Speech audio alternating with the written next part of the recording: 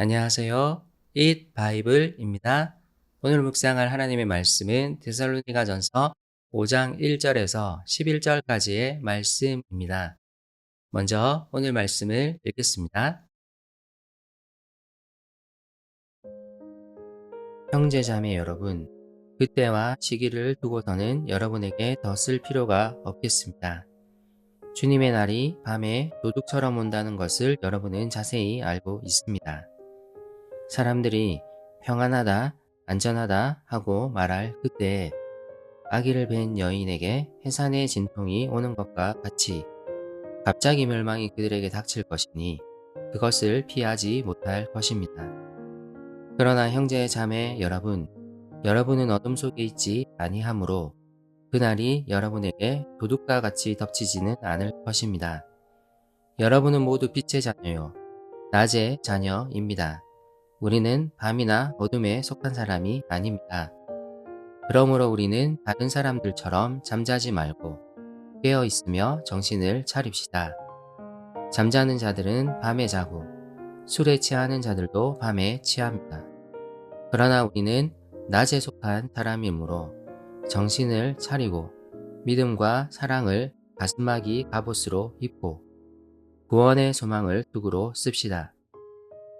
하나님께서는 우리를 진노하심에 이르도록 정하여 놓으신 것이 아니라 우리 주 예수 그리스도로 말미암아 구원을 얻도록 정하여 놓으셨습니다. 그리스도께서 우리를 위하여 죽으신 것은 우리가 깨어 있든지 자고 있든지 그리스도와 함께 살게 하시려는 것입니다.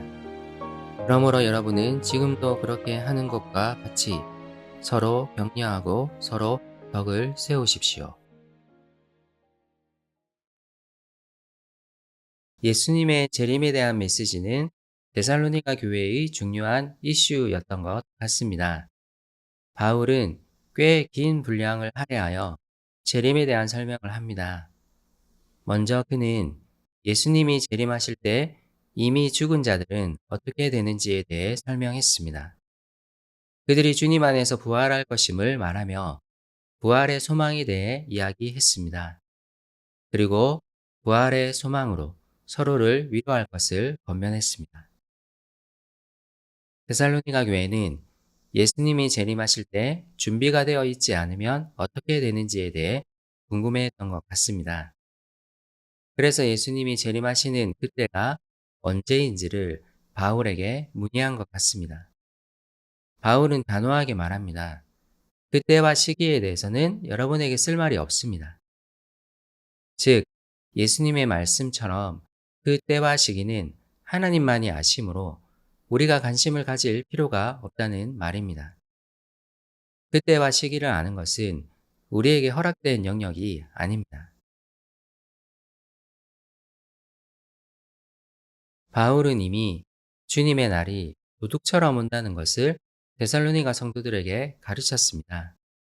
주님의 날은 사람들이 평안하다, 안전하다 하고 말할 때 곧 예수가 다시 올 리가 없다고 말하는 그때에 올 것입니다.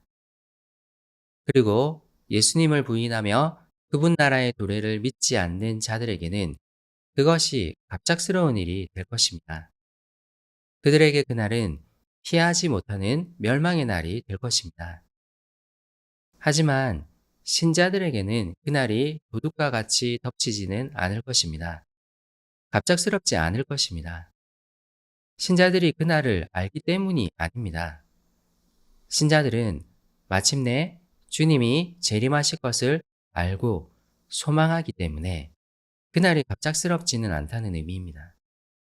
이것을 말하며 바울은 신자인 우리가 빛의 자녀이자 낮의 자녀임을 다시 한번 상기시킵니다.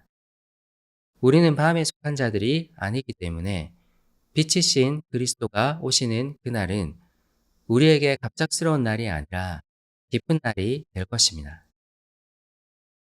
그러므로 우리는 예수님을 믿지 않는 자들처럼 주님이 오실 그날을 모른 채 살아가서는 안 됩니다. 우리는 그날이 올 것을 바라보며 깨어 있어야 합니다.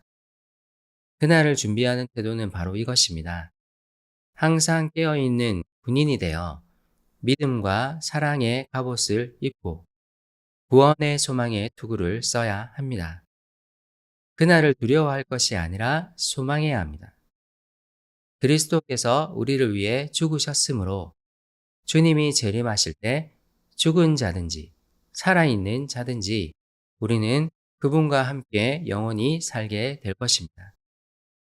10절에 깨어있는 자는 예수님의 재림 때 살아있는 자를 의미하고 자고 있는 자는 죽은 자를 의미합니다. 우리는 이를 신뢰하며 서로를 격려하고 서로 덕을 세우는 일을 계속해야 합니다. 그리스도 안에 있는 자들은 주님의 날이 두려운 날이 아니라 구원과 소망의 날입니다. 그러므로 우리는 내가 준비되지 않으면 어쩌나 걱정할 이유가 없습니다. 그리스도는 우리를 구원하기 위해 죽으셨고, 그러므로 우리는 그날에 그리스도와 함께 영원한 삶을 누리게 될 것입니다.